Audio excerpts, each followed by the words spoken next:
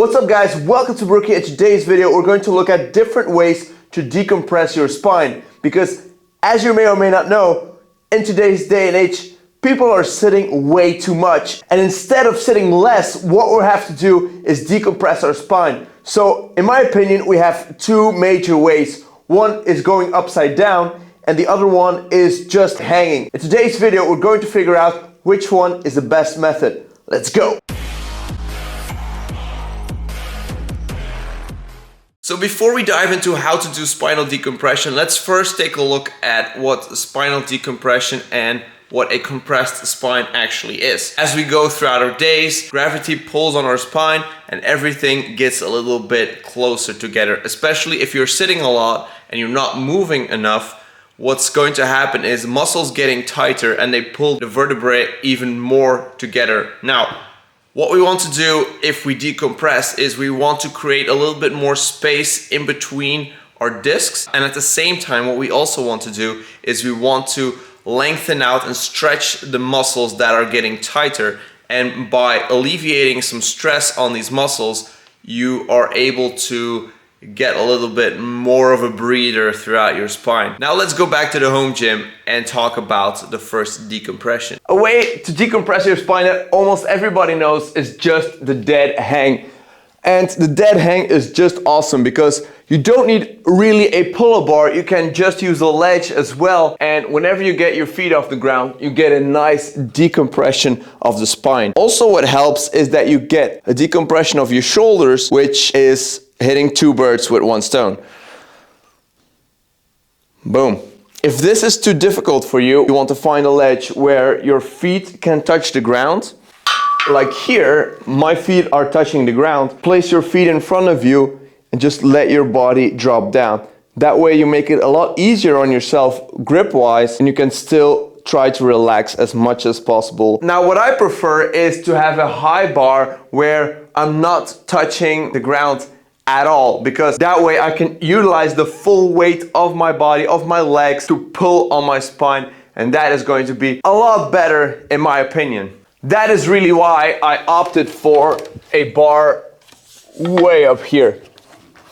Like so. So now my feet are dangling in the air and I can fully decompress my spine. Now, if that's not enough, what I suggest you do is you get a loading pin,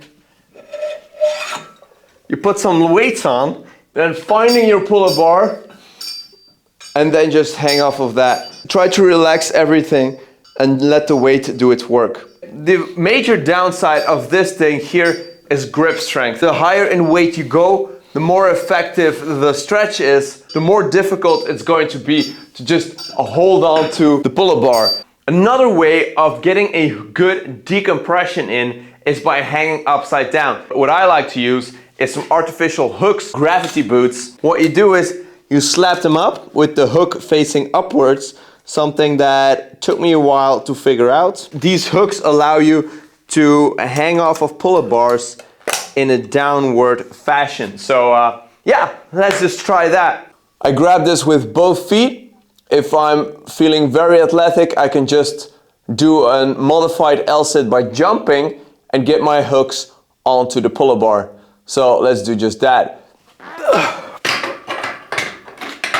Boom. At first it's going to be a little bit scary, but you get used to that. You can just let yourself drop, boom, like that. Or you can go down gradually by using the poles.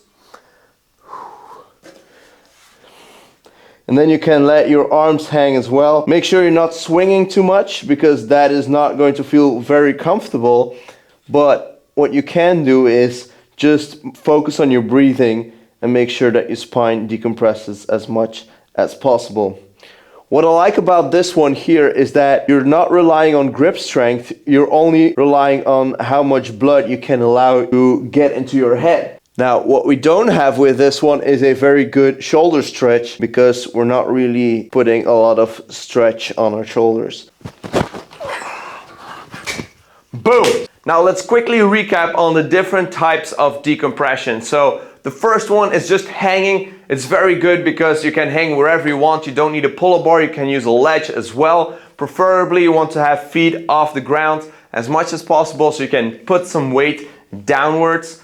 If it's too difficult for you, you can put your feet on the floor. If it's not enough, you can use some weight and let it hang so that you get a better stretch. Another positive about hanging like this is you get a good shoulder stretch, and the only downside is really grip strength, but maybe that's not really a downside if you just want to have better grip strength. So just do it more often and you'll get better at it.